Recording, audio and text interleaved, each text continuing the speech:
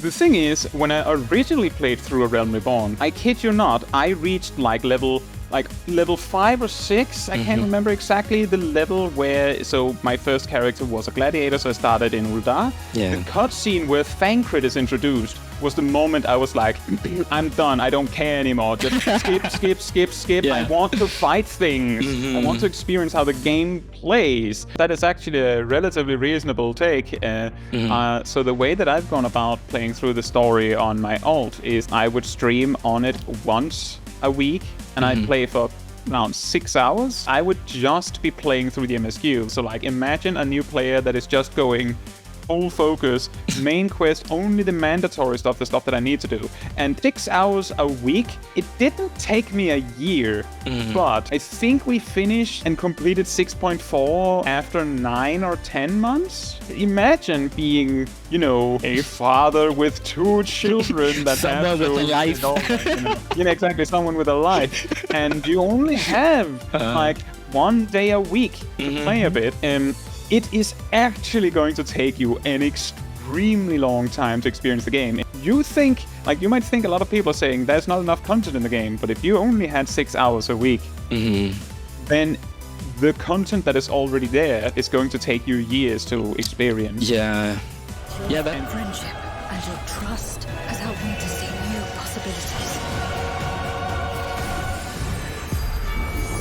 Wow.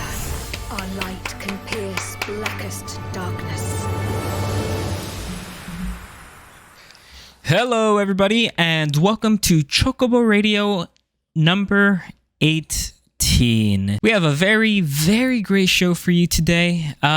We will be talking about live letter number 79, I think, where the devs talked all about patch 6.5. I have a very special guest with me today. Go ahead and introduce yourself to the stream. Who are you, and what are you doing here? I am Kaetsuchaiji of Kaetsuchaiji CH on YouTube. You can just call me Kai, that's usually easier. CAE.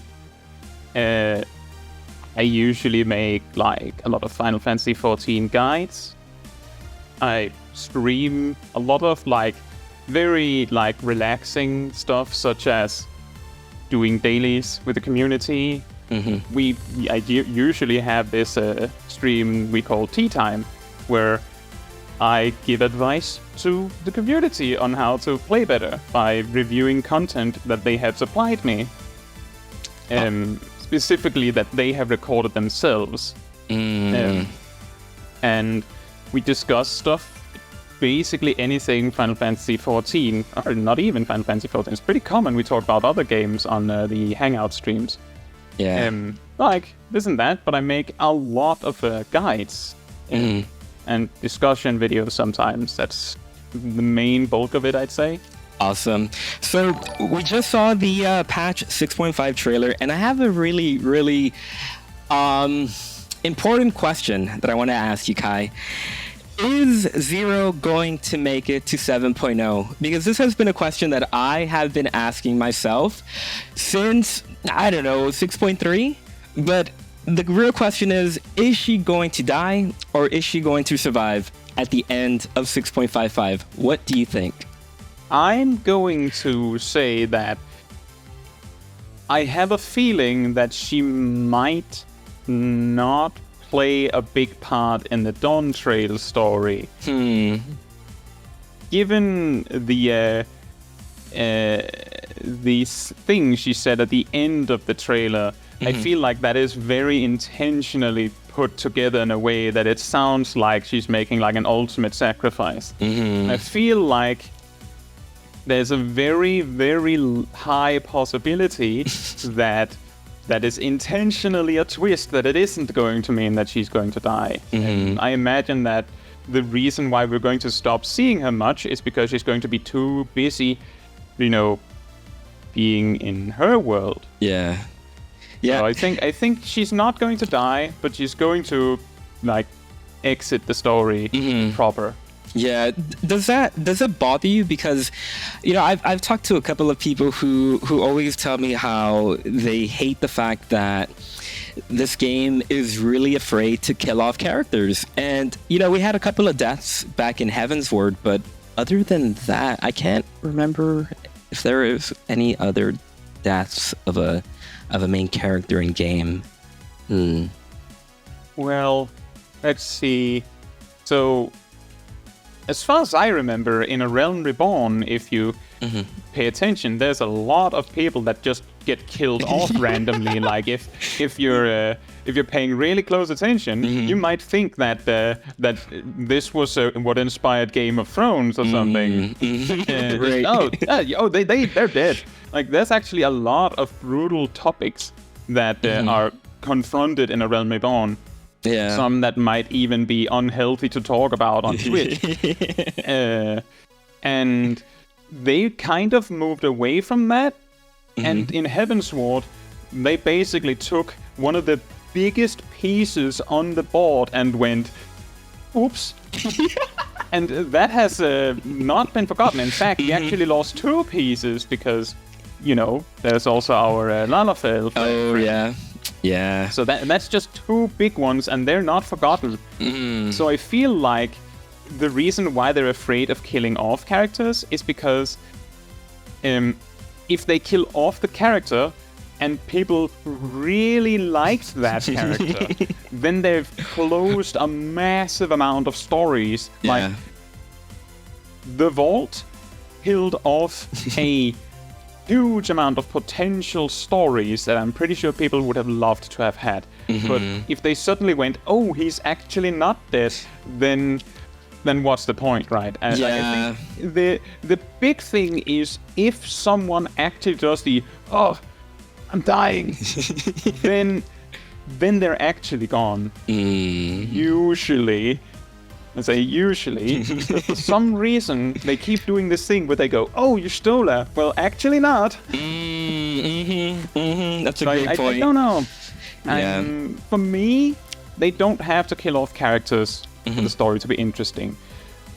But I'm perhaps very easy to please in that regard. As long as the story is interesting. Yeah, and speaking of the story, how do you see 6.5 ending? We kill the big bad guy that we had teased in 6.4. And the world is saved. Then the world is saved, and then, of course, as I alluded to with the argument about Zero not dying, then we save the Void somehow. It somehow gets into a state where it becomes better. So now Zero has a reason to stay there and help with the recovery. Yeah. A bit like how we have had the situation in Garlemald, where we kind of like made it for the better, and then we kind of left them to their own devices. Like, good luck with that. We'll come back whenever we need you for something. Yeah. Which I do believe we did in 6.4, right? Interesting. Very interesting. So maybe we'll come back. Yeah, in the screenshots, we did see that we're going back to the Crystarium. I'm really excited to see why or how we go back there, because, Zero was there in the screenshots, and... Oh, yeah. I actually, when I did the 6.4 storyline on stream, because I did my first run of that storyline on stream. In fact, I did it twice because I have an alt. Yeah. Which I only play on stream.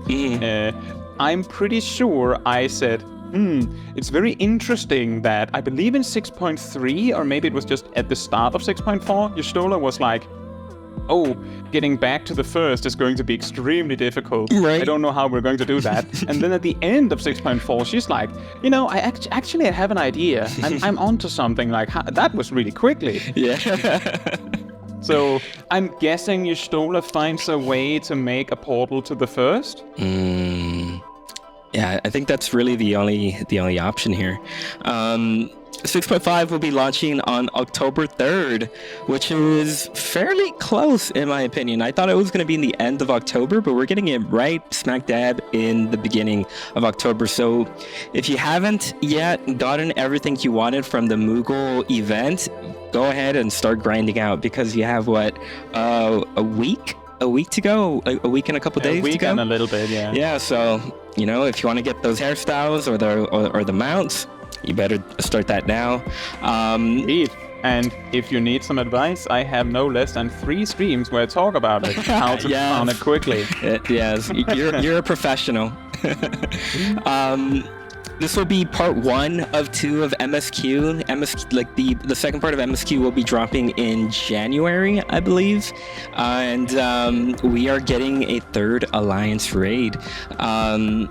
I think for me, what I'm most excited for about the Alliance raid is what the boss song is going to be like. Because remember, we got In the Balance, we have Dedicated to Moonlight, and I think Soken has topped himself with those 2 songs. Now with this 3rd one, I trust in Soken myself, and I am really excited to hear the song. But what about you? What are you most excited for about this new raid? I'm hoping that the fights are interesting. Other than that, I mean, the story in regards to the Alliance raid is very, very cool. It teaches us a lot about how the world actually works in a way. It answers some questions that might have been there for a long time. But other than that, like I'm pretty confident that the music is going to live up to par. I don't feel like Soken tops himself every time or like peaks every time. It feels like to me like he's making good stuff. And I mean, usually the music is great, but it's a little difficult for me to actually determine what music like really sticks with me, because that comes naturally. Like, let's just say that it's much less often that I'll look up Dedicated to Moonlight as opposed to The Edge or Close in the Distance. But that is maybe a bit unfair, given that my channel primarily uses Dreamwalker and Cradle of Hope, which is like that's a good one. That. Yeah. So I want to ask you, how did you get into 14? Like, where did you start? How did you hear about the game, and how did you start playing it? So the actual first time I heard about and looked into the game is going to be a little muddy, because it was like a random, like, I'm bored kind of situation. I remember looking into the game, I believe during Heavensward at some point. Now, I didn't get into actually playing the game at that time, but there's good reason for that. I looked up how actions worked. The websites covering that were very difficult to figure out. Yeah. So I wasn't actually sure what I was looking at. I understood these things such as, if you want to be this job, you actually need to level this class and this class. But given that I've played other Final Fantasy games, notably Tactics Advance, which is very like, it's you different. level these jobs and you get this job kind of deal, that was completely natural to me. So I was like, what's this ninja job? And then I watched like a video where someone like explained it. And to put it nicely, they were just like beating the job down to the ground, like, this isn't really working, it's kind of laggy, it's kind of clunky. I'm like, is that how the game is? Maybe. And then suddenly I was like, what's over there? And then in Stormblood, I saw randomly, as far as I remember, you can be a red mage. And I love red mage. Like, I really love red mage. Double cast? That's nice. Or dual cast. So I tried the game. I made a gladiator, a male Mikote gladiator named Chaiji Kaitsu, because I'm incredibly creative. And then, after like one day of play, I realized that, one, I found Gladiator very boring. I hadn't reached a dungeon yet because I did all of the side quests because I didn't know. And I realized that if you actually bought the game, you could be a small dragon, so... So the day after I bought the game, deleted my cat boy and made this character, which I started as an Arcanist, which was a lot more fun. I love warlocks in World of Warcraft. So, and back then, they were basically warlocks. And when I reached level 50, I switched to Red Mage. But it was like somewhere in Stormblood. I'm not entirely sure if it was like right when it released. I remember people talking about Rauban Extreme still in the shelf chat in what's the zone called? In the Fringes, there was this bug where there was a limited amount of instances and you had a solo duty you had to do, but because there was a limited amount of instances, there was like a queue. I didn't see it. I've been told it existed. And I believe it happened twice, even in Stormblood, but I never saw it because I came late. I remember my free company complaining about the math robot. But the thing is, I came into Final Fantasy XIV from World of Warcraft because I wanted to get away from you have to raid all the time. So when I saw there's this alliance raid, I was like, nah, I don't want to do raiding. And then I see this normal raid, I'm like, nah, I don't want to do that. I don't want to do raiding. So I just did dungeons. I was taught extremely late in Stormblood that, oh, actually the way that you gear up your character is you buy a crafted set and then you go from there. I spammed Drowned City of Scala to get best in slot of what I had access to, technically. Wow. So I like that's actually pretty interesting, and I wanted to ask you, what do you remember of your A Realm Reborn playthrough? Because from the people that I've talked to, a lot of people consider A Realm Reborn to be like a filter, if that makes sense, where if you can get through A Realm Reborn, you can make it all the way to, current content. And if you can't make it through A Realm Reborn, you're most likely going to quit the game. But I wanted to ask you, like, how did you, like, what was your playthrough of A Realm Reborn like? Did you enjoy it? Did you skip everything? I played through the entire story on my main, but then like a little bit over a year ago, I made a character specifically to replay the entire story on an alt on stream, which I do once a week. The thing is, when I originally played through A Realm Reborn, I kid you not, I reached level 5 or 6. I can't remember exactly the level where. So my first character was a gladiator, so I started in Uldar. The cutscene where Thancred is introduced was the moment I was like, I'm done. I don't care anymore. Just skip. I want to fight things. I want to experience how the game plays before I have a reason to care about the story. So I just skipped that. So when I made my second character, I had already decided I don't really care. I'll figure out if I like the game, and then I already bought it, right? So they already got my money. I'll see if I like the game. And if I like the game, I might like the story. And I basically just mentally checked out from the story until that cutscene just before Heavensward starts. You know the one. When the game goes, you should probably set time off for this. I'm like, oh. This is apparently important. But other than that, I didn't experience the story from Castrum or Praetorium until years later when they made them unskippable. For example, I felt bad watching the cutscenes and I never asked anyone if it was a problem, so I just skipped them. So my original experience of Realm Reborn was, oh, I'm in Heavensward. I don't even, I read about all these annoying quest lines, like the tea leaf one that has been removed allegedly from A Realm Reborn, where Totaro asks you to get her some tea leaves for tea, apparently, to celebrate something you did, and then you never get the tea, so, because something more important came around. Apparently that one has been deleted? I can't remember. But, to just reel that back in again, when I did the story on my alt, I found it a lot more enjoyable. We regularly have talked about when I was completing the MSQ on those streams. Did you did you like what expansion do you like the most? And I usually say that I feel like most of the most of the storylines in Final Fantasy 14, like the bad ones are usually more like it's all good, but someone has to be the worst.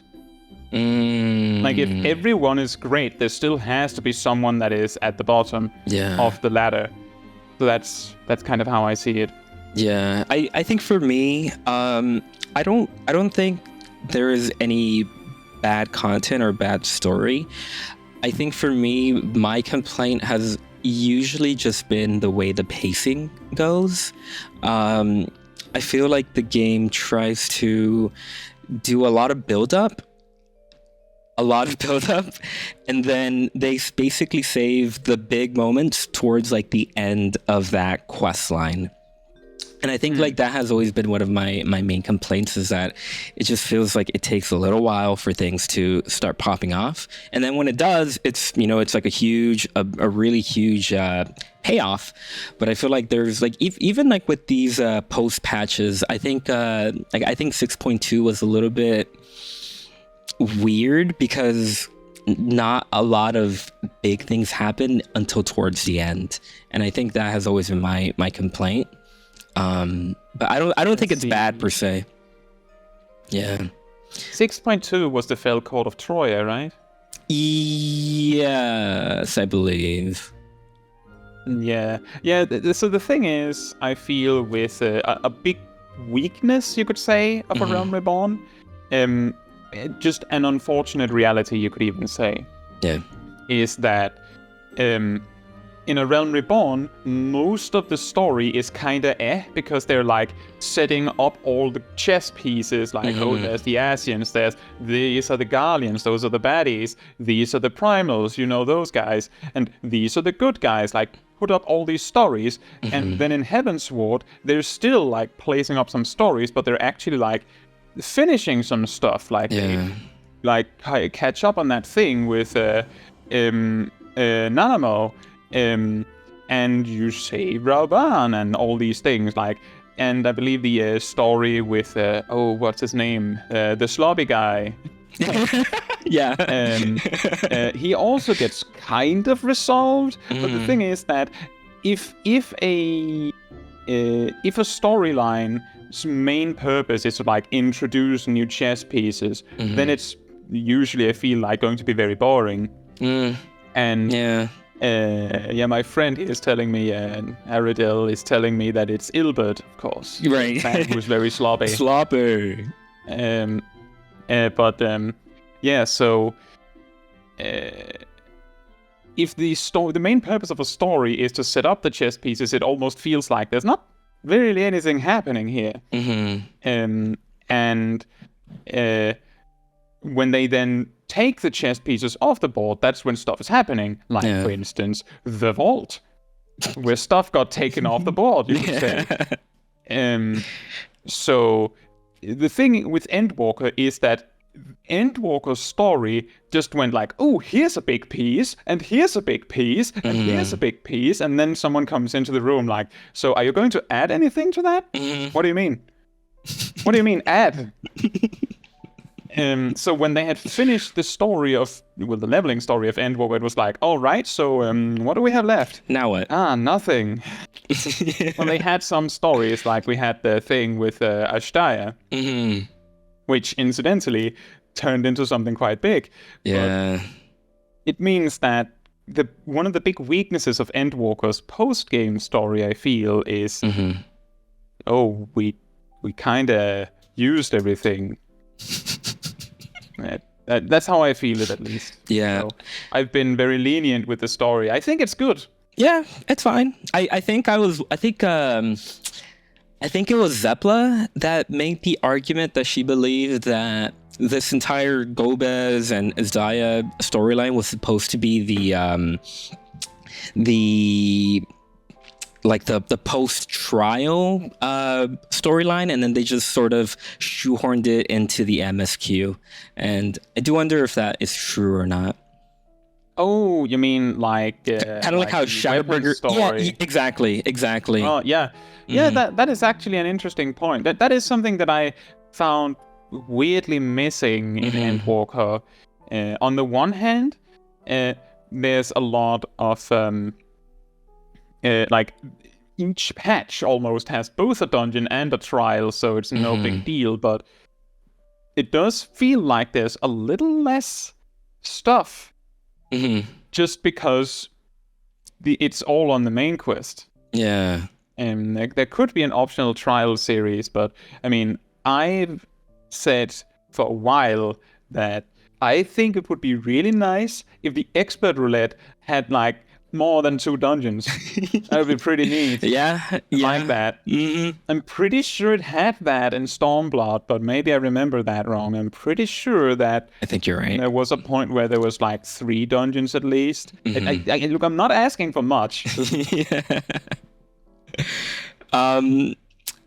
You know, that's actually a pretty good segue. So there has been a lot of talk this past 2 months, of people saying that Endwalker is mid, Endwalker has no content. I wanted to hear your thoughts on that whole discussion. I don't know if you've been keeping up with it. The main way I've interacted with such a discussion is that sometimes people will ask me in-game, because now you have decided on this beautiful locale for us to sit on, but you know, actually I normally sit under the tree just ahead of us, so I'm often easily findable for those that look for me. So sometimes people will ask me what my opinion is. Sometimes people will ask me on Discord. Sometimes people will ask me in the comments. And my opinion on the subject is that I feel like a lot of people are complaining that there isn't content because it's content they don't like or they don't want. Like, for example, apparently we have some... wow, there's a lot of dudes coming in here. It feels like people are going, oh, well, there's no content, but we got a new deep dungeon. Who is talking about Eureka Authors? Pretty much nearly no one, I feel like. But it's technically content, and it's repeatable content. But it's a little niche. But the thing is that people have been asking for a new deep dungeon. They were a little disappointed there wasn't one in Shadowbringers. I was. I love Deep Dungeon. I'm actually working on a video right now called like how I would fix Deep Dungeon, or how Square Enix could fix Deep Dungeon. I don't know the title yet, but I think my main point that I want to make in that video is that Deep Dungeon should take more from roguelikes than what we have right now. My main argument is that they should just make it more like Hades. I don't know if you played Hades before, but Hades was... I have completed it once. An amazing... Yeah, and it's an amazing game, and I think that is what this game needs. What this game mode needs is just to make it a little bit more interesting, just to make it a little bit more compelling for people to jump into it. And because you have to realize that, I mean, other than a handful of things, Eureka Orthos is just heaven on high, or it's just Palace of the Dead. They haven't really changed much to it. If I remember correct, so I haven't beaten Eureka Orthos. I've got I have soloed the 4th floor boss by accident, but because my group died. But other than that, I haven't completed it. But a key thing that I noticed that stood out compared to Heaven on High was sometimes you see a mob that has a evil aura around it, and if you decide to fight that without using your tools, your pomanders and that, you die. That is like that's it. Like, as far as I know, aside from there's different bosses, the mobs are a little bit different, a lot more threatening, I feel like, even at the start. Other than that, Eureka Orthos is Heaven on High again. But the question is, because what exactly is it that we're aiming for when we want a deep dungeon? What is exactly that we want? And I would argue that we don't, like, the player base and the community doesn't quite know what they want either. Oh, yeah. It's the same with I don't know if we have like a collective name for Eureka and Bosha and Zadnor, those areas. But the thing is that, as far as I remember, because I started in Stormblood, I remember people not liking Eureka very much. Oh, interesting. Like a lot of people complaining about it. Yeah. But the key thing is that it was mandatory. Oh. It was a core thing. It was mandatory because you needed it for your relic weapon, and there were gear upgrades there, so you had to do it. Then Bosha comes out. And suddenly, what I saw in Shadowbringers was that people were suddenly like, no, Eureka is great. Bosha, on the other hand. But the key thing is that now Bosha is mandatory, and now Eureka is optional. And then when Endwalker comes out, people are like, where's our Endwalker Bosha? And like, if I was a developer, I would be sitting there like, but you said you didn't like it. Yeah. Now we like it, so you have to put it out so that we can like it later, you see. I think one of the hardest parts for the devs is that there are so many little niche communities that people have in game that it's just impossible for them to please everybody, because you have people who go and RP, you have people who love savage raiding and ultimate raiding, you have people who just like to stand around in Limsa showing off their outfit. Like everybody has their own way of having fun in this game, and I think it's just impossible for them to ever please everybody. Absolutely. Yeah. So we have heard a lot from Yoshi P saying that there's going to be 10 more years of content. And I was wondering, how do you think they should ever allow people to skip A Realm Reborn, Heaven's Ward, Stormblood? Or is they still going to force everybody to go through these early expansions, even when we hit, 10.0, whatever that is? That is a question. So I used to play World of Warcraft. On occasion, I'll play Classic, but I used to play World of Warcraft, and kind of, I believe it was one expansion ago there, they decided to just make it so that, we've completely reworked the level system so that you reach the max level or the starting point of the current expansion by completing the story or a significant amount of story in an old expansion. So like you can choose to play through some story in Wrath of the Lich King, and then you will reach, I don't know if it was level 50 or 60 now. Maybe it's gotten really confusing to follow with all the level changes there. But the thing is that what World of Warcraft is going for it compared to Final Fantasy XIV is that World of Warcraft is really good about making a story that is not so important that you need to follow it. Like it's a story that is significant enough that if you're interested, then it's good, it's fine. It's serviceable, but it's a very good way to make you care about the content. Right. If you ever have the question, why am I fighting this? Then there's a problem, right? Yeah. So they give you enough story that works, but it also means that each story is kind of like in its own bubble, so you don't need to know what happened in Wrath of the Lich King to play Legion, for example. Yeah. That is a problem that Final Fantasy XIV can't solve in the same way, because, well, you could probably play through Heaven's Ward without knowing the story of A Realm Reborn, but there would be a lot of things where you're like, why is that? I don't understand this. Because the thread is missing. Yeah. I don't know how far away we'll get from the story we saw in A Realm Reborn, Heaven's Ward, Stormblood, Shadowbringers, even Endwalker, by the time we hit 10.0. Yeah. Officially, the story that we followed started technically in 1.0 and then was salvaged in 2.0 and then ended in 6.0. Yeah. So that means that by 10.0,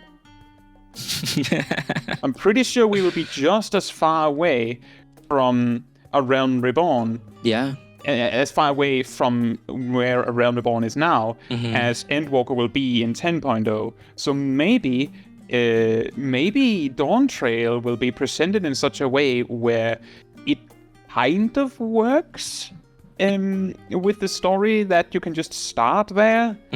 But I don't think you can skip a Realm Reborn, Heavensward, and Stormblood without also skipping Shadowbringers and Endwalker. That's an entire story that has to be together in a way. But I don't know. I feel like a core problem if we did that, and this is also something that I've sometimes talked about when people ask, what do you feel about people skipping the story, like buying a level skip? I usually say that in my experience, there's a much higher probability that a story skipper, or rather a level skipper, is very bad at the game. Because they skipped the tutorial. And you might be saying, well, the tutorial is Hall of the Novice, right?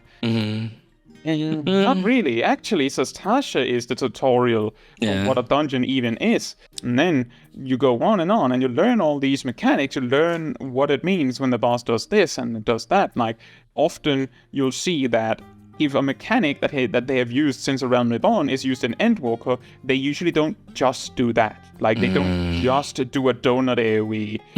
Usually, nowadays, it'll either be like a donut AoE and it's fast, or it's a donut AoE with no indication that it'll be a donut AoE. You just have to know it from some kind of indication on the boss. Or it's like, oh, it's a donut AoE, and then suddenly a circle AoE right after. Surprise! Like, it's not just this simple mechanic you've seen since A Realm Reborn. And the reason they do that is because, well, you played A Realm Reborn, you played Heavensward, you played Stormblood, you played Shadowbringers.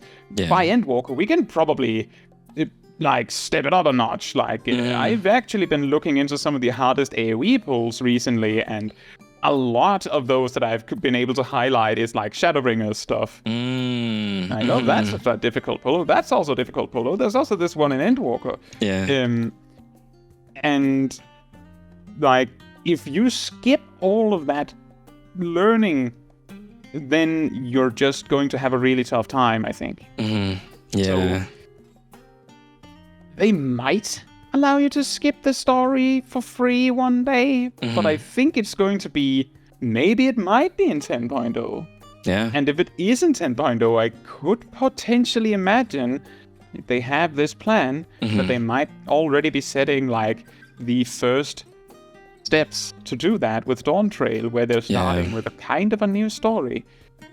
For me, I think one of the ways that they can do this is if they some people might laugh at this, but I always thought that if they had some sort of like digital, like, you know, like one of those like digital novel games where it's just, you know, dialogue and you just point and click. I think it would be interesting if they just had every single main point of ARR and Heavensward and Stormblood. They just give you those main points, and then you kind of just like have like a choose your own adventure type thing before you start, and then it just jumps you straight into Shadowbringers, and then you just start from there. I think that would be an interesting way to do it, but I don't know. Like, I don't know how long A Realm Reborn is going to be relevant, and because, you know, like I said, we have 10 more years of content, and this game is constantly bringing in new players, and I don't know if a lot of Sprouts are going to be wanting to go through that in, you know, 3-4 years from now. I don't know, because if you are a new player, or if you're a player who hasn't played this game, you're most likely coming across current content. You know, you're most likely coming across whatever the current trailer is going to be, because that's what everybody's talking about. And then for a new player to say, okay, I'm going to have to spend 500 hours of my time before I can even catch up, I'm not going to do that. And I think that is one of the issues that the devs need to think about going forward. You know, that is actually a relatively reasonable take. So the way that I've gone about playing through the story on my alt is that I would stream on it once a week and I play for around 6 hours. Like sometimes a little bit more, but around 6 hours. Sure. And I would pretty much, with very few exceptions, I would just be playing through the MSQ. Like, there's this optional quest that might be helpful. Well, that's not the main quest, so I'm doing this. Like, maybe my current jobs quest, sure, but otherwise it's just the main quest. So, like, imagine a new player that is just going full focus, main quest, only the mandatory stuff, the stuff that I need to do. And 6 hours a week, it didn't take me a year, but I think we finished and completed 6.4 after 9 or 10 months. Wow. Interesting. So, like, imagine being, a father with 2 children that someone with a life. Exactly, someone with a life. And you only have, like, 1 day a week to play a bit. It is actually going to take you an extremely long time to experience the game. In fact, if you only have 1 day to play a week, there will be generated more content in the game, potentially, than you will actually be able to experience. Wow. Yeah. Like, you might think a lot of people are saying there's not enough content in the game, but if you only had 6 hours a week, then the content that is already there is going to take you years to experience. Yeah. Yeah, and in those years, they'll make more. Yeah, and that's a good point, because I feel like a lot of the people who are saying that this game has no content are the people who already have 2,000, 3,000 hours in the game, people who have been playing since Heaven's Sword, since A Realm Reborn. That is actually a relatively reasonable take. So the way that I've gone about playing through the story on my alt is that I would stream on it once a week, and I'd play for around 6 hours. Like, sometimes a little bit more, but around 6 hours. Sure. And I would pretty much, with very few exceptions, I would just be playing through the MSQ. Like, there's this optional quest that might be helpful. Well, that's not the main quest, so I'm doing this. Like, maybe my current jobs quest, sure, but otherwise it's just the main quest. So, like, imagine a new player that is just going full focus, main quest, only the mandatory stuff, the stuff that I need to do. And 6 hours a week, it didn't take me a year, but I think we finished and completed 6.4 after 9 or 10 months. Wow. Interesting. So, like, imagine being, a father with 2 children that someone with a life. Exactly, someone with a life. And you only have, like, 1 day a week to play a bit. It is actually going to take you an extremely long time to experience the game. In fact, if you only have 1 day to play a week, there will be generated more content in the game, potentially, than you will actually be able to experience. Wow. Yeah. Like, you might think a lot of people are saying there's not enough content in the game, but if you only had 6 hours a week, then the content that is already there is going to take you years to experience. Yeah. Yeah, and in those years, they'll make more. Yeah, and that's a good point, because I feel like a lot of the people who are saying that this game has no content are the people who already have 2,000, 3,000 hours in the game, people who have been playing since Heaven's Sword, since A Realm Reborn. I started, right towards the end of post Shadowbringers. I started like when the Endwalker trailer was first announced, and Asmongold was starting to play this game. That's like when I jumped into the game, and I have so much content that I need to do. Like, I still haven't even touched an ultimate. So that's like the main reason why I'm not even making that argument, because I have plenty of content to go through. Yeah, there's also the reasonable argument and that also circles back to what I said before about some people saying there's no content. But what they mean by that is there's no content for me. Which is, that is reasonable. That is a reasonable argument. The problem is that they're saying there's no content. Forgetting the for me part. Like, that is why I'm saying, well, there is Eureka Authors, there are variant dungeons, there's Criterion dungeons. you could do some old content and do some mount farming. Like, there's actually a lot of stuff you could do. Like, if you're a new player, then there's plenty of stuff to do. If you came in Stormblood, like me, unless you really went out of your way to do everything, I don't have all the mounts from Shadowbringers. I have not done an ultimate. I know a lot about raiding, but the thing is that I know a lot about raiding because I have raided.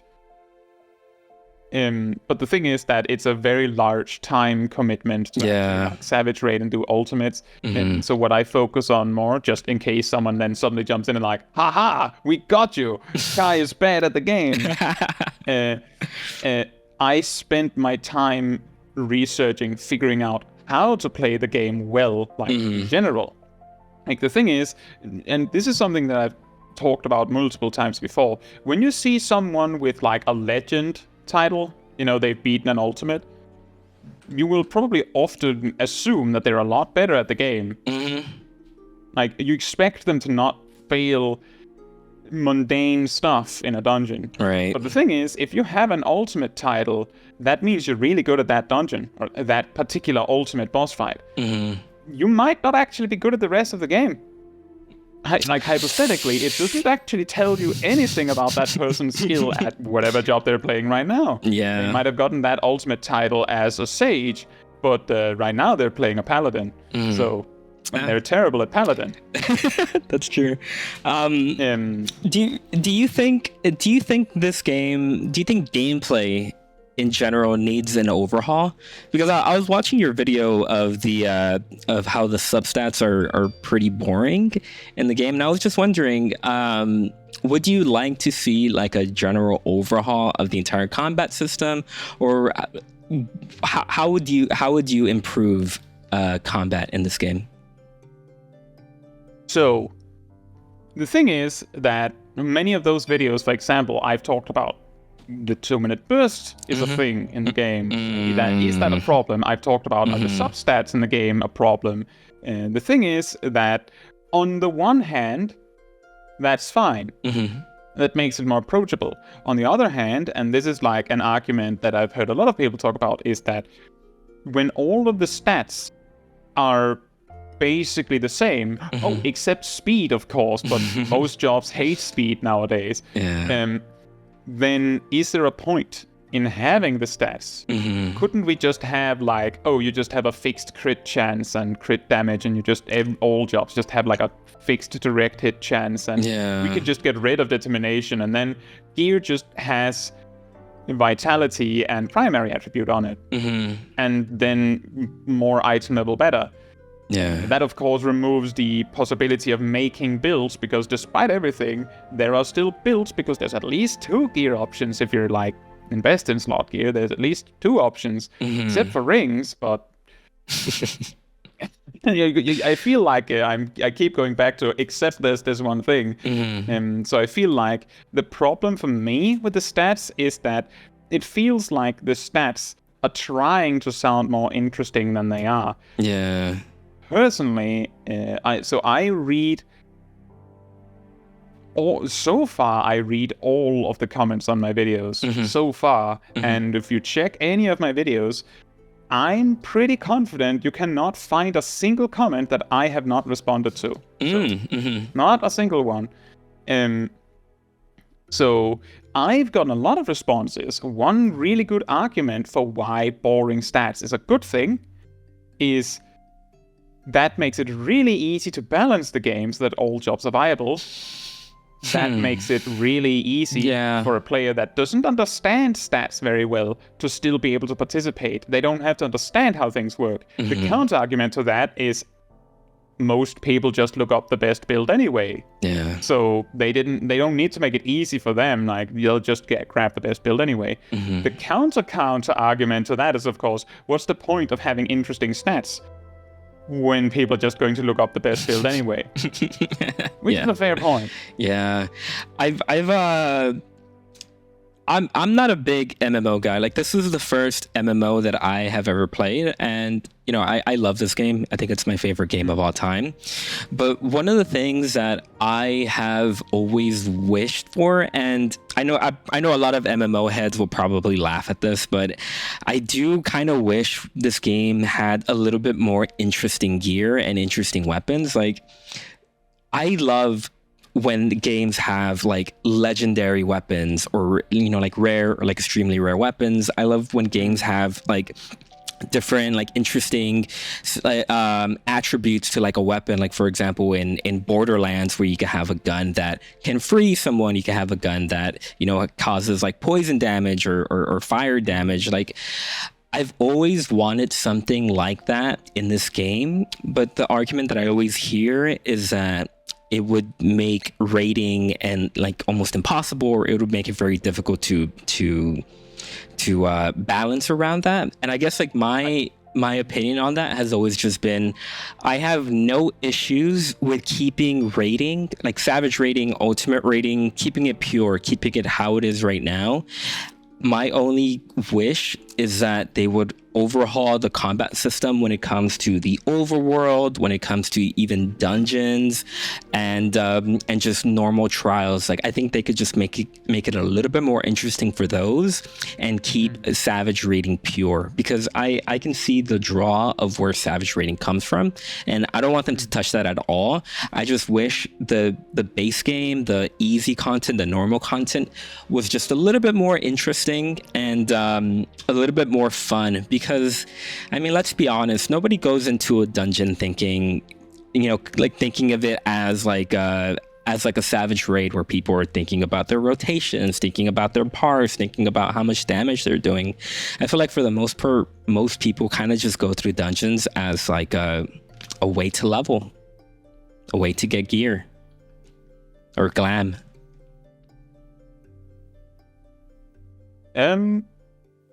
So first, when you say that when you say Borderlands, isn't that I don't mean this in any negative way, but isn't that considered like a looter shooter? Isn't that the name for it typically? It's you kill something, hypothetically the image is you kill something, it explodes into loot, and each thing has like random rolled stats and everything. And like, is that how you're imagining you would like to have that in, for example, Final Fantasy 14? But I'm just asking because that makes it easier for me to respond. Yeah, no, yeah, in a way like that, yeah. Like, I think for me, the one thing that I always found a little bit boring was the fact that there is always one type of weapon that everyone is trying to get that has the best stats. They have like one or two type of armor that everyone's trying to get that has the best stats. And I just wish it was a little bit more gamified, if that makes sense. I just wish it was a little bit more like a Diablo or like a Baldur's Gate 3. You know, it's interesting because in Baldur's Gate 3, as far as I know, most of the really good gear isn't random. No, okay. It might look random on your first playthrough. Yeah. But everything is, all the good items come from a specific place in the game every time. But that's a completely different story. What I actually wanted to say was gear with like really wacky effects, so to speak, can make things really difficult to balance. This is something that we've seen in World of Warcraft. If you see like FF logs, for example, you'll notice that the weakest job compared to the strongest job in any particular category, like DPS, tank, or healer, there's typically like 10% difference in performance between the best and the worst. Right. That sounds bad, but that is actually incredibly good. Because in World of Warcraft, there has been expansions where there's like, oh yeah, I mean, sure, you could, like, in vanilla World of Warcraft, sure, you could play a paladin. You're going to be a healer, though, right? Because while they have other options, they're not viable. Like, they just don't work at all. So, and that applies very normally in World of Warcraft. That you can play whatever you like, but this is the best one, so you should play that. Like, imagine if you had talent trees in Final Fantasy XIV. Yes. You would customize your paladin so that you're more magic focused or more physical focused, which is, of course, completely irrelevant because, the magic burst works better with the 2-minute meta, so of course you're a magic paladin, right? Oh, you're physical, then we'll look for a different paladin then for our static. So, like, those options don't really help much. And with World of Warcraft, the reason why it can become so difficult to balance is because, well, there's a lot of random effects. There's weapons with weird mechanics, like unique effects. There's trinkets where you can, like, use a trinket and then suddenly your damage is doubled for 20 seconds. Like, you think a raid burst that gives you a 40% damage bonus is wild, and then you realize that in other games it's worse. So, like, that's what I'm, like, picturing when I'm thinking, like, random effects. The thing is, it would be a lot more interesting, it would be a lot more funny to to play, perhaps, but it would not be very balanced. Yeah, and I think, and that's why I say I have no problem with them keeping Savage and Ultimates pure, because I understand that balance is, like, a huge aspect of it. I just wish that they gamified it a little bit more to make it more interesting, especially for dungeons, especially old dungeons, because I gotta be honest, every time I get, like, a Realm Reborn dungeon in my roulette, I'm just a little mad, you know, because, like, boring. Yeah, because you don't have all of your skills. You don't have, you know, you probably don't even have an AoE attack if you have, like, a really early dungeon. And I just wish... You chose to queue as a Dragoon in your leveling roulette. It's a shame if you got the Hawk Mana. Black Mage leveling was the worst. It was the worst for me. Fire 2. Yeah. Oh man. Oh, they're dead. But I don't know. Like, I just wish they just made it a little bit more interesting when it comes to older content. Like, that's what I'm saying. Like, I don't mind keeping, like, the current content pure, keeping it how it is. But if they could go back and make the older content a little bit more interesting, like, I would make the argument that even if we go back to an older dungeon, we should probably keep some of our skills. Like, I don't know how they can balance around that, but I think it would be a little bit more fun for me to go through Armvel and have, you know, Xenoglossy. That would be cool. Just imagine having Living Dead. Yeah. This one goes out to Coco. Yeah. You know, just like something like that, just to make going back to those older content a little bit more interesting. I think the way that this game has done their formula, I think it's starting to get a little stale, and some improvements to it, some overhaul to it could benefit the game a lot. Yeah. So I think I have a very different perspective doing low-level content than most people, because a lot of people complain that, for example, Black Mage is extremely boring in low-level content. Right. But the way I see it is, from level 1 to 59, there's a completely unique job that only exists in this level range, because the instant Black Mage reaches level 60, you new rotation. You can play completely differently. Yeah. Like, before level 60, the way you view Blizzard 4 is like, oh, that means I can stay in Astral Fire for longer because it has more Fire 1s, which can give me more Fire starter procs, which will give me more Fire 3s, and if I'm staying there, maybe I'll just naturally get more Thundercloud procs. And right. I think I calculated you could sit in Astral Fire state for, like, over a minute, just assuming that you were lucky with your procs, just constantly fire starter procs. So it's a completely different job.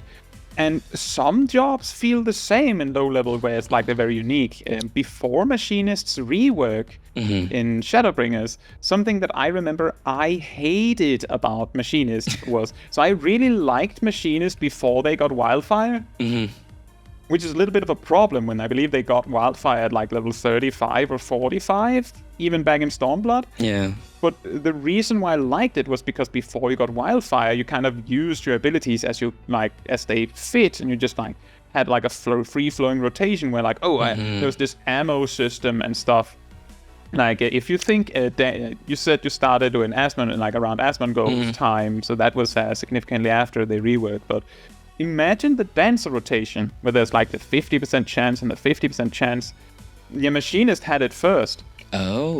Their 1-2-3 combo was 1, 50% chance for a 2, 50% chance for a 3. Interesting. And that means, but the thing is that they were procs. So that means when you did 1, you got a proc for 2. So if you did 2, you got a proc for 3. But you could just go back and use 1 again until you had a proc for 2 and 3, if that's what you wanted.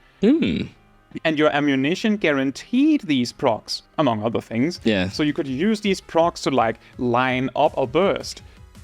But the way Wildfire worked back then was that it just accumulated all damage you did, not just counted weapon skills. So that means that instead of going, I have all these tools that I can build a rotation with, it was, no, every 2 minutes you have Wildfire, and that's where you just go, blah, blah. And then you have 2 minutes where you're just sitting there like 1, 2, 3, 1. So it kind of was like the rotation before Wildfire and the rotation after Wildfire. So that's why I can view it as there are many jobs that have rotations that are unique in low level. Right. Maybe not as engaging at high level, but different. Yeah. But I understand that it's very boring for some people when they land in Sastasha. Which is understandable. Sastasha level 18, that's that's a little rough. Yeah. So you're on your way to 10K subs on YouTube. I'm just curious, what motivated you to start making content for the internet? And so originally the story was, and you might be able to see the pattern there if you go far enough back in like my videos, is that so I taught my friends in my free company at the time, which was not the one I'm in now, a lot of things like how do you play this job, how do you can I help you with improvements. I taught them things that you might think is obvious, but new players don't. Like, what is a GCD? What is an OGCD? Why does it matter? Yeah, especially for people like me who never played an MMO. A lot of the MMO stuff was a bit of an interesting learning experience. Yeah, and the thing is, Final Fantasy XIV is weird in that regard. Like in World of Warcraft, an OGCD means that it is not on the global cooldown. As in, you click a GCD and then you just go on all of your OGCDs and they just work. In Final Fantasy XIV, there's this hidden mechanic of there being an animation log and all this. Yeah. So you have to learn this. And I taught this to my friends in the free company, and I taught them how to play the jobs. And then one day they're asking me something. I was like, I'm a little busy right now, but if I'm not available, you could of course look up a guide on the internet or something. And they said, I've tried that, but all of the guides, it's just they go too fast. They assume you understand things that you don't know, things like that. So I was like, guess I'll do it myself then. And that's how I made a video on the global cooldown. Then I made a video on how to play, I believe it was Paladin. I made a video on how to play Red Mage, how to play Samurai, how to play Warrior, and so on. Just the basic level, just the first 50 levels or so, just to get into the swing of things. And then I saw being a thing on the channel, and that's how I started. And then at some point I realized that I actually really like just making content and entertaining people. And so that's basically the origin story, is that someone needed job guides. And so I guess I'll do it. Not to say anything bad about the other content creators that make job guides. It's just apparently that style that I use just worked better for them. Yeah, no, I completely agree with that. It's so I guess my next question to you is your end goal to do this full time? I think I think that is kind of like a dream job that everyone has, you know, to become like a YouTuber or like a content creator. But is that your end goal, or are you kind of just doing this as like a side hobby? How do you see your YouTube channel? I hope that it is something that I can do full time, but I don't know necessarily if by the time that is a reality that I'm only making Final Fantasy 14 content. Yeah.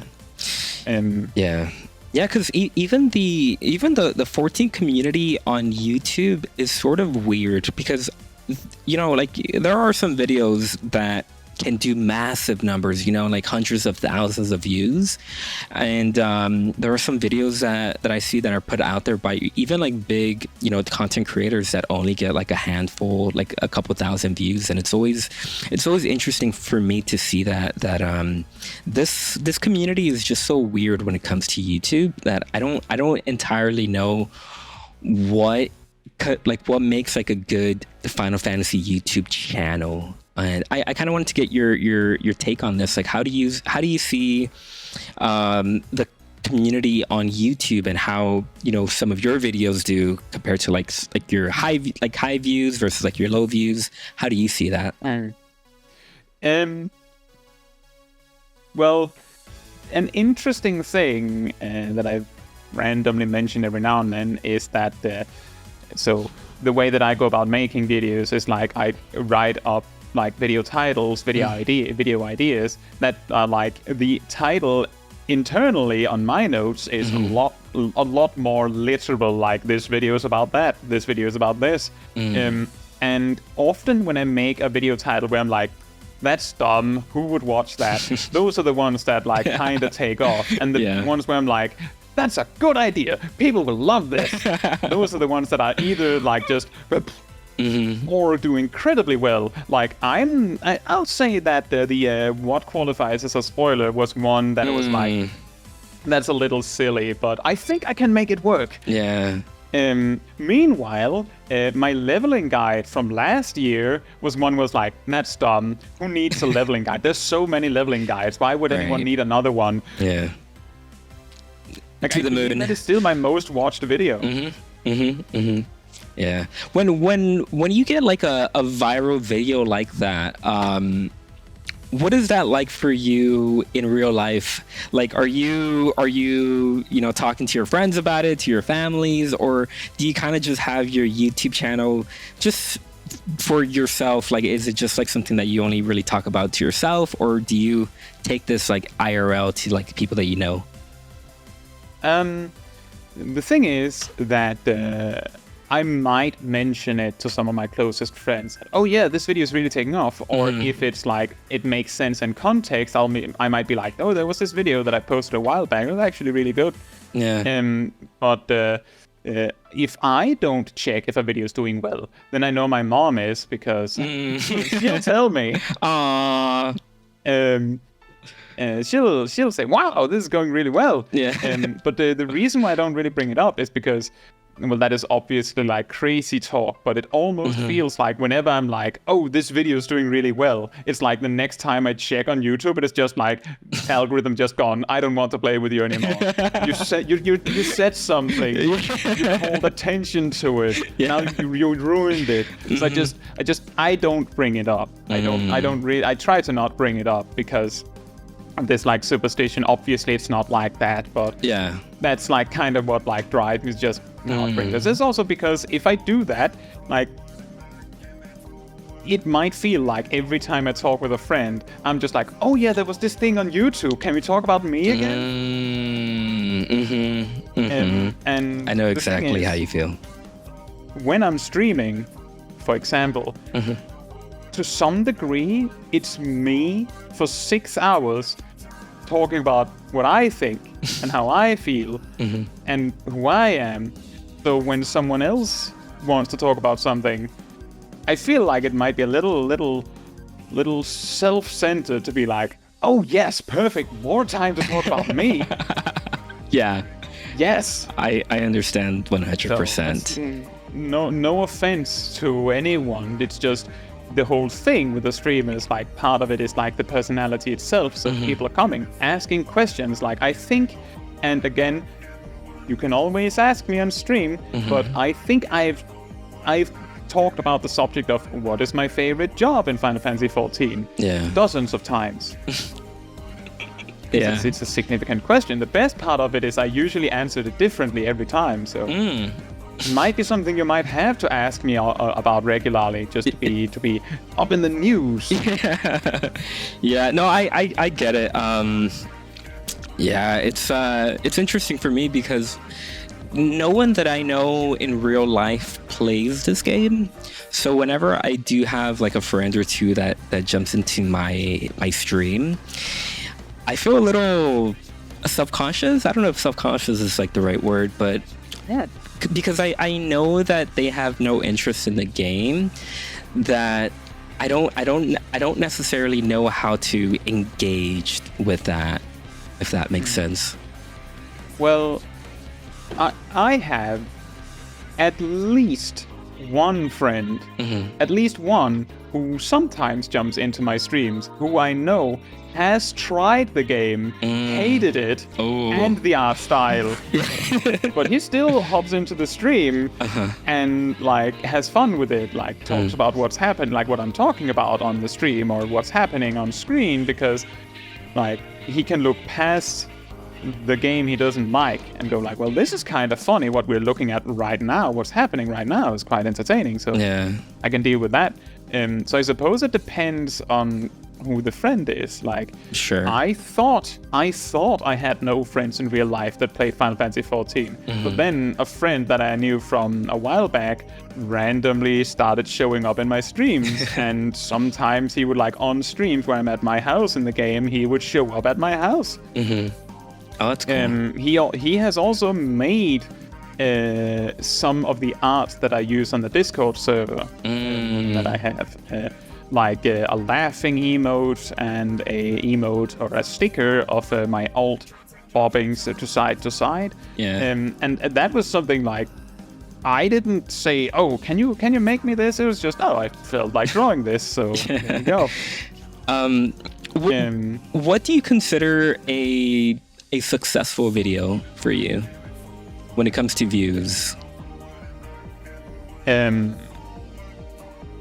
That's hard to say because recently, it's been a few months, you could say, but I used to like alternate a lot between making a video, making a short, making a job guide. And the thing is that at that time, the performance of a job guide was like, oh, it just gets a few hundred views today. Right. The thing is that the people that are looking for a guide for that job will find it, and if they like my content, they will look up a guide from me specifically. And that holds true.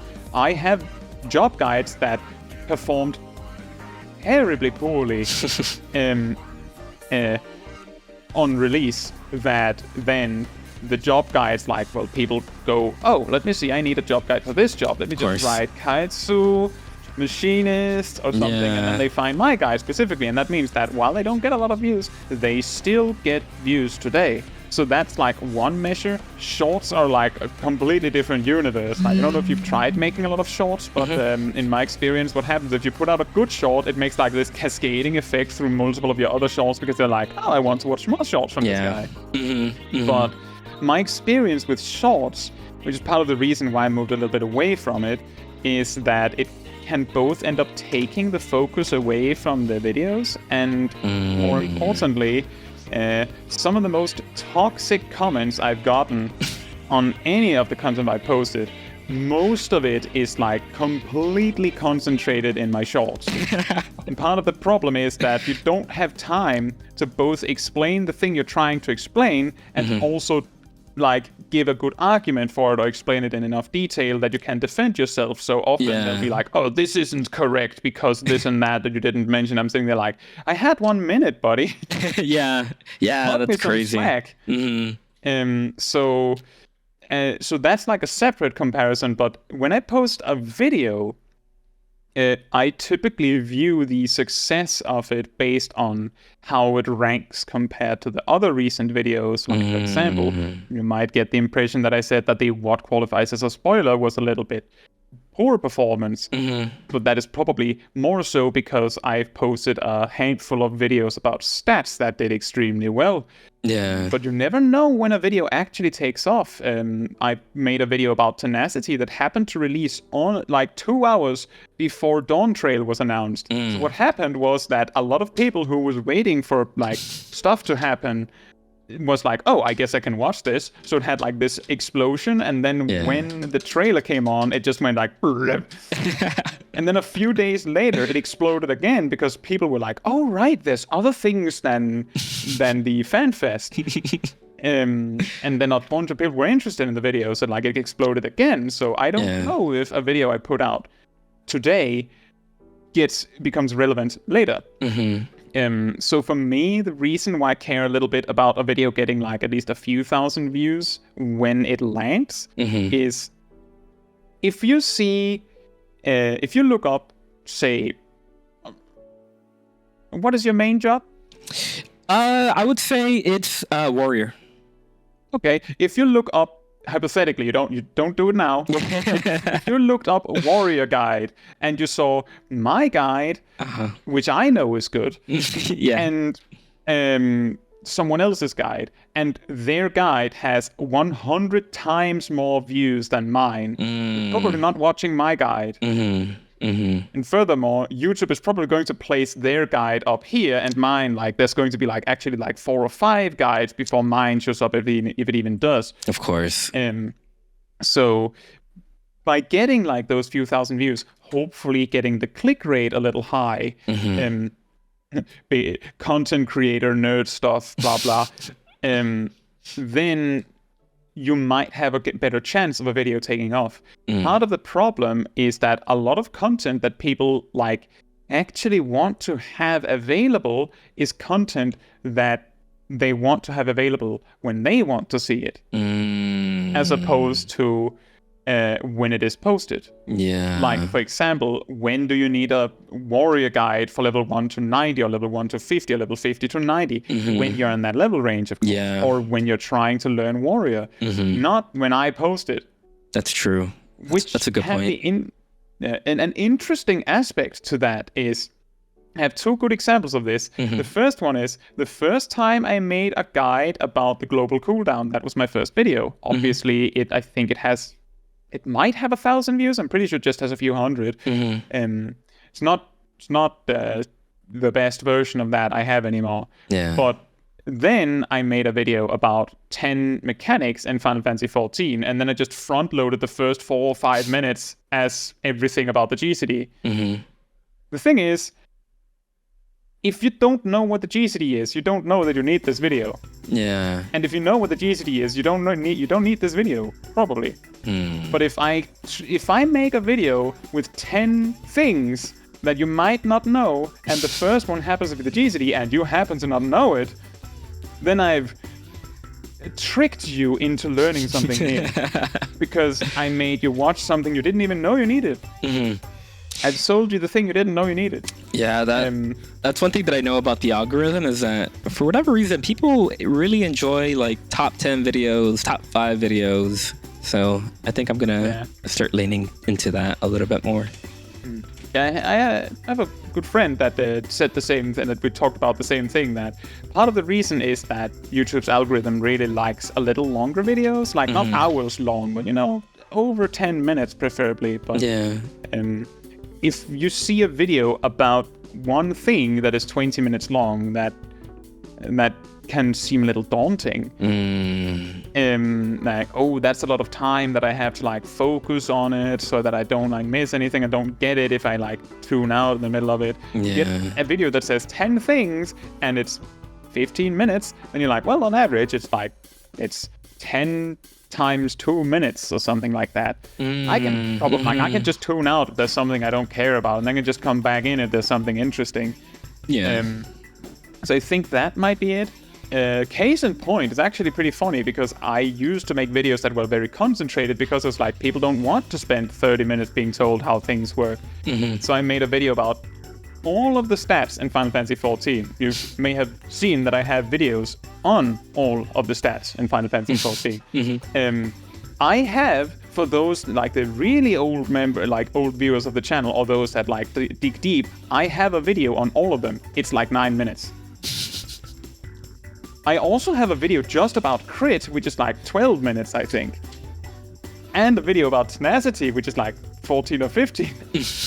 But the video about all of them, just like that quick speed run, has not very many views, because the thing is, I kind of know how the stats work. I don't need to get like the lesson on that. But this guy saying critical hit is the best stat in the game. I want to hear his argument. Yeah. Even though I kind of know. So, what are your future plans for your channel? What do you got going on that you want to plug before we bring the show to an end? Well, as I always put out like a schedule every Sunday or Monday, you can see that next week I both have a video about 10 significant side quests. It includes stuff like how to unlock Wondrous Tales. For those that don't have that, maybe you don't even know what that is. I have a video. That's a good one. Yeah. And I also have a video about common boss mechanics coming out. Awesome. And both of those are, speaking of which, 10 things. So that's gonna be good. All right. I hope so. Thank you again for coming on the show. This was really, really informative. This was really fun. Where can people find you? You can find me on YouTube by you can either find me by googling me, or you can find me on YouTube as Kaitsu CH. You should usually be able to find me with just Kaitsu or Kaitsu Chaiji. You can see, well, you might be able to see my name on the stream right there. Yeah. You can also find me on X. At least for now, I've heard some weird talks about it becoming pay to use, and I think I'm going to just head out if that's where we're going. I technically have a Twitch, but I don't really use it. It's more so that no one else steals the name, which I guess you're familiar with. Yeah.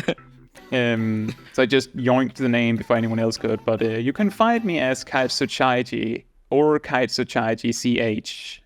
Awesome. Wherever I exist. Yeah. It's mostly YouTube where you will find me.